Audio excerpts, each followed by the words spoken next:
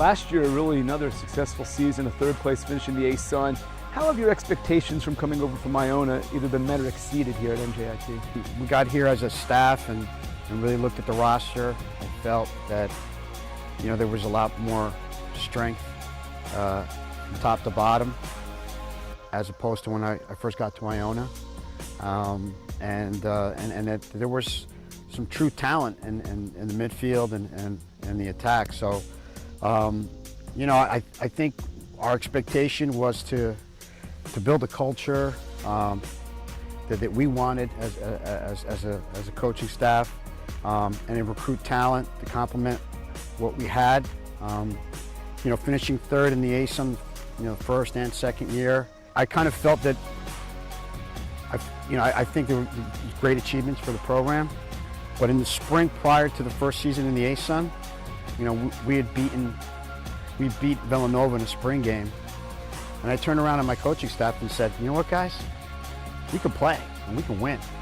And I really felt from that day on, I'm like, we're going to have some success early on. And it happened to be. You mentioned the culture of the program. How would you define it? What would be that definition for the NJIT men's program? I think the culture is always coupled with, what the school offers, what as a university, what's its mission statement. So I think, having the players that are very serious about the school, right? And couple that with players who are very serious about soccer. And they, it tends to, a lot of times tends to be hand in hand. A kid who's has a high work rate, demands a lot of himself, and just has high expectations to improve in every facet of his life. And I think that's where we want to start. A player like that brings both that academic profile and soccer profile to the table.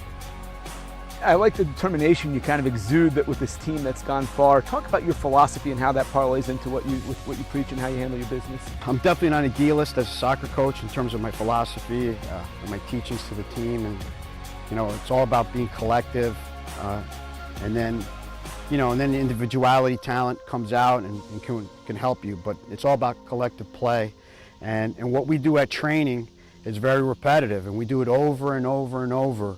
So the guys understand it. So there's no change to it, because college soccer, is 11 weeks, 12 weeks, and to change anything can really disturb, your flow, your collectiveness. So we train every day. We use the same terminology so the kids understand. We don't want anything from you that we haven't trained. All we want from you is what we trained and what we've, spoken about at training and in the locker room. How would you define yourself as a coach? I'm definitely an idealist. All right, I believe in a certain way to play the game. I'm a very possession attack oriented coach. I believe that if you don't score, you don't win. I'm not afraid to fail. I'm not afraid to lose a game. And I want to win every game.